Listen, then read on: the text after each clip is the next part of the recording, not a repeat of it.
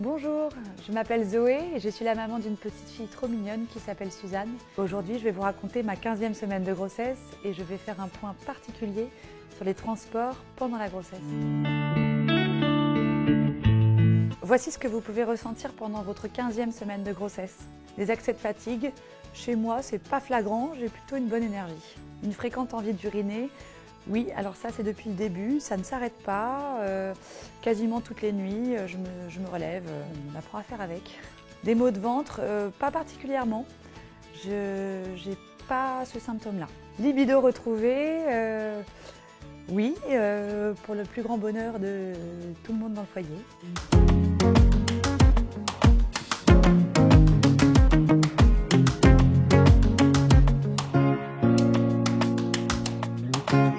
Moi, je pensais que j'étais vraiment hyper bonasse, que ça ne se voyait pas du tout que j'étais enceinte. Il se trouve que tout le monde se levait dans le métro, dans le bus pour me laisser sa place. Donc il s'avère que non, ça se voyait quand même beaucoup.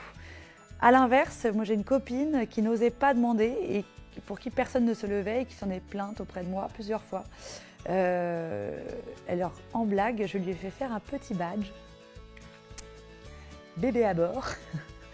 Je lui ai donné ça, vraiment c'était pour rire quoi. Et en fait, il s'avère qu'elle l'a porté et que les gens se sont levés, donc ça marche. Avant ma grossesse, moi je faisais beaucoup de vélo, au début aussi, et puis j'ai décidé d'arrêter parce que j'avais pas envie de me confronter à la possibilité d'avoir un accident, à une chute, et j'ai préféré m'écouter, suivre mon instinct plutôt que d'avoir peur et d'être crispée sur mon vélo. Voilà, ça c'était vraiment mon expérience. Après, c'est pas contre-indiqué, hein, il faut juste faire attention évidemment et y aller mollo, mais c'est pas une contre-indication. Par contre, moi, ça m'a permis de me mettre vraiment à la marche. J'ai fait quasiment tous mes trajets à pied. C'était tonique, c'était une question de me tenir en forme aussi.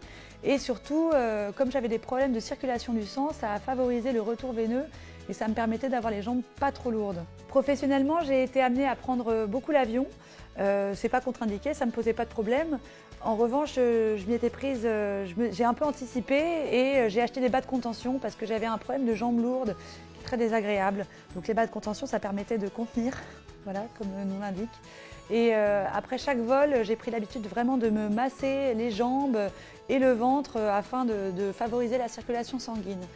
De toute façon, à partir de ce moment-là, en fin de journée, je prenais un moment pour surélever mes jambes et aussi j'ai pris l'habitude de mettre un coussin au bout de mon lit sous le matelas pour dormir les jambes surélevées parce que quand on a des problèmes de jambes lourdes, c'est vrai que ça soulage.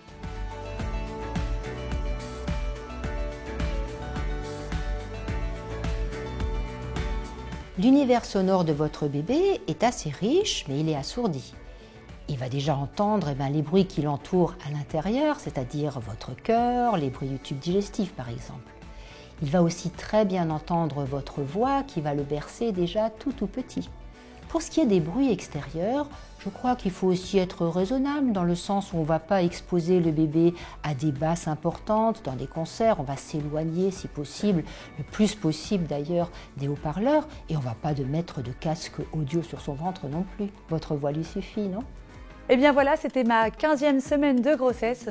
Vous, n'hésitez pas à me raconter vos anecdotes, à me dire comment ça se passe pour vous, comment vous êtes confrontés au transport en commun, qu'est-ce qui vous est arrivé. Ça me fera toujours plaisir de vous lire.